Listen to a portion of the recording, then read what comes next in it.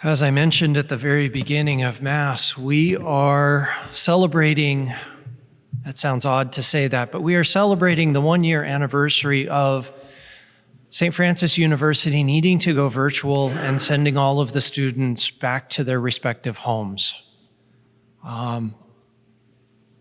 When it came to my attention that this was the 1-year anniversary of us doing that and the need to do that, it kind of hit me that it would be a good idea to celebrate this, quite honestly. Because I think it's very fitting that we look back and we see and celebrate the blessings that have come out of this as well. Sometimes they're hard to see, but I think it's important that we recognize them in thanksgiving. And it's also important to continue to pray for those who have been majorly affected by COVID and those who have been affected even in ancillary ways. I know that Father Malachi last year was saying that we are going through a global Lent.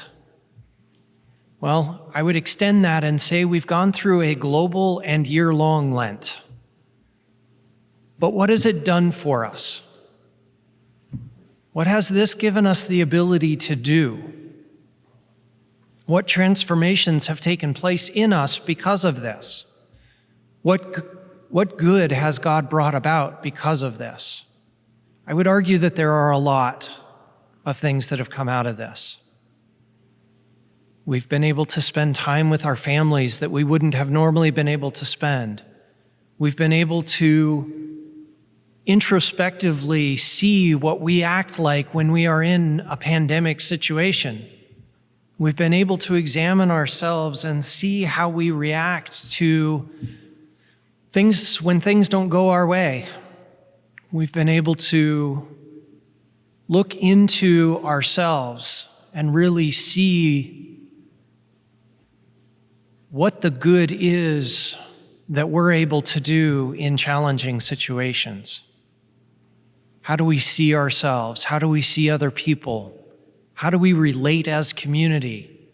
What can we do to serve each other in our blessings and in others who are having challenges in their lives? I think it's really helped, at least me, to see what is it that other people face on a day-to-day basis that I don't have to face? Because we've all been facing challenges to the nth degree this year. And I think it's very important that we recognize that and the conversion opportunities that that presents. Have we been like the Pharisee who walks into the temple and says, "Thank God I'm not like everybody else"? Or have we been like the tax collector who walks in and humbles himself before God, recognizes his position before God, and says, "Oh God, help me, because I am a sinner"? Because brothers and sisters, we don't have the ability to save ourselves by our own practices. The practices that we have as a religion, as a faith, are intended to help us to dig deeper into love. Every sacrament, every sacramental, every practice that we have, rosaries, especially this Lent with the Stations of the Cross, the service, the fasting, the giving of alms, all of that stuff is meant to delve us deeper. It's meant to push us deeper into what it means to be people who love. They're meant to look out from ourselves rather than make us go more internal. Because by those internal practices, we free ourselves to be able to see and hear God in others more fully. And so I wonder what it has done for us this year, what all of the things are that we've gone through. Have we been able to show others mercy? Have we been able to offer ourselves more fully to others? Have we been willing to extend ourselves and look out for others? Or did we crawl into our own introspective hole and pray that God would continue to sustain us in that.